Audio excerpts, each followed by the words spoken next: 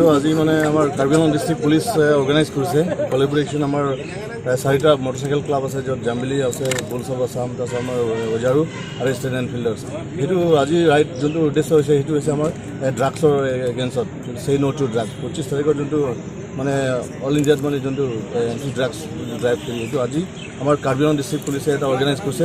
সেইকাৰণে আমি আজি এইটো ৰেলীটো আজি ৰাইট SP অফিচৰ পৰা ষ্টাৰ্ট কৰি আজি বোকাজান এটি CCI ফিল্ডত আমি শেষ কৰিছোঁ। কিমানমান আহিছে? টোটেল আমি 60 ৰাইডাৰ্ছ আছিলোঁ, টোটেল 4টা ক্লাব মিলাই। আৰু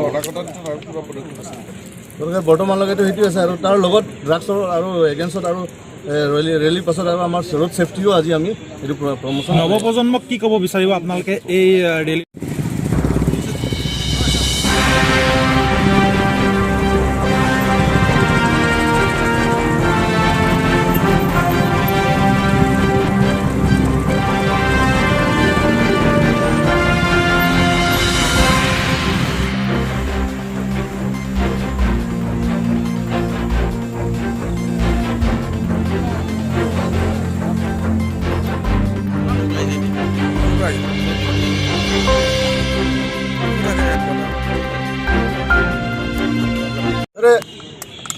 মানে ইউথবিলাকে তাৰমানে ড্ৰাগছ ল'ব নালাগে।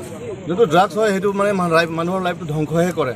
অলপ সময় কাৰণে হয়তো থাকিব ভাল লাগিব পাৰে, কিন্তু ফিউচাৰ মানে গোটেই ফেমিলি ধ্বংস হৈ যায়। সেইকাৰণে আমি টোটেলি ড্ৰাগছটো এভইড কৰিব লাগে। সেইকাৰণে আমাৰ শ্লোগেনটো হৈছে সেই ন' টু ড্ৰাগছ। আৰু ইয়াৰ বাবে ড্ৰাগছৰ বিৰুদ্ধে আৰু কি সজাগতা আনিলে হয়তো নৱপ্ৰজন্ম উপকৃত হ'ব? ভালদৰে বুজাব লাগিব যে ড্ৰাগছ খাই কিনি তেওঁলোকে মানে ধ্বংসপথত কেনেকৈ গৈ আছে, আৰু ড্ৰাগছ খালে ধ্বংস মানুহ কেনেকুৱা হয় সেইটো ভালদৰে তেওঁলোকক বুজাব লাগিব। যিকেইটা ইউথ উঠি আহি আছে, লাইফ যিকেইটা শিকি আহি আছে, তেওঁলোকক বুজাব লাগিব যে ড্ৰাগছ লোৱালে মানে লাইফটো ধ্বংস হয়, লগত ফেমিলি চব ধ্বংস হৈ যায়, আৰু সমাজ আছে হ'ল চব ধ্বংস হৈ যায়। সেইকাৰণে আমি ড্ৰাগছটো সদায় এভইড কৰিব লাগে। সেইকাৰণে আমি শ্লোগেনটো লৈছোঁ, সেই no' to drugs. Thank U.